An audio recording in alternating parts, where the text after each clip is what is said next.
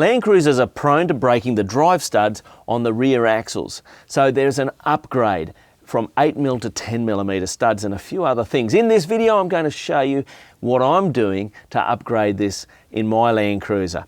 Here at MadMat 4 Drive, I'm all about educating and building the four-wheel drive community so that we can wheel well. The other day, I'm out wheeling with my son, having a great old time. We were hitting a bit of mud, we were hitting some rock steps and a few hill climbs.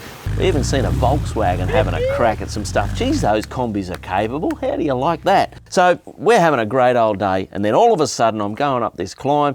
I've got both lockers in, rock step, and I hear the God Almighty kabang. I think, oh, bugger. I get out of the car and the axle's hanging out of the axle tube like that. Ah, bugger. So the old studs had given up the ghost, which, you know, doesn't surprise me with the amount of wheeling I do. And this is that hub there now with a whole bunch of broken studs in it. So this is how I'm going to fix the problem.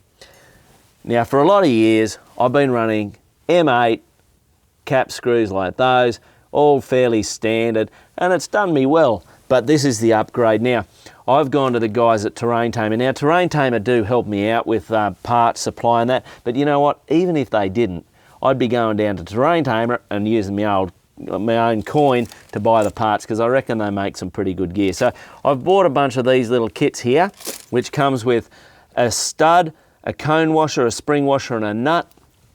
And these suit the 105 series Landcruiser. They're M10, and they're basically going to allow me to upgrade the stud diameter to M10, which is obviously a lot more material. The other thing I've done, this is my new hub, which has been upgraded. I've just, a mate gave these to me, basically these M8s have been drilled out to M10 by 1.25mm thread, and we've got 6 of those tapped in there, and then this hole, that hole, and that hole has been drilled out to take an M10 dowel. So the standard setup has 2 dowels. We're actually going to have 4 drive dowels in there. So this is a substantially upgraded drive hub. And then the axle, which was just a standard 80 series axle, has been drilled out to take the studs in here and the cone washers, and then we've also drilled out to take the new drive dowels in those holes there. So that will upgrade the amount of interaction the axle has with the drive hub.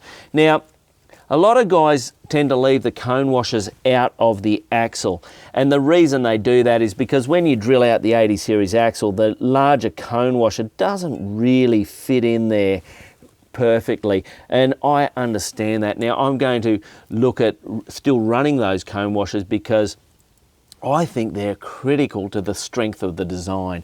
And the reason is this: that cone washer, when it tightens up, it clamps down onto the stud, and it's also forced out against the axle. And why that's important is that it basically makes the stud become one with the axle, and when you're on power going forward or reversing going backwards, there's no slop in there so that they can then be broken or weakened. You do not want the axle moving against the hub.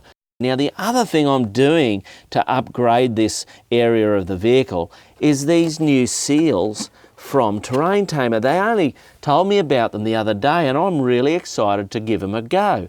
So essentially, this is a heavy duty seal, and a common problem with the old 80 series is the seal face in here gets a bit worn after 25 years of going round and round, and the seal doesn't seal as well in there.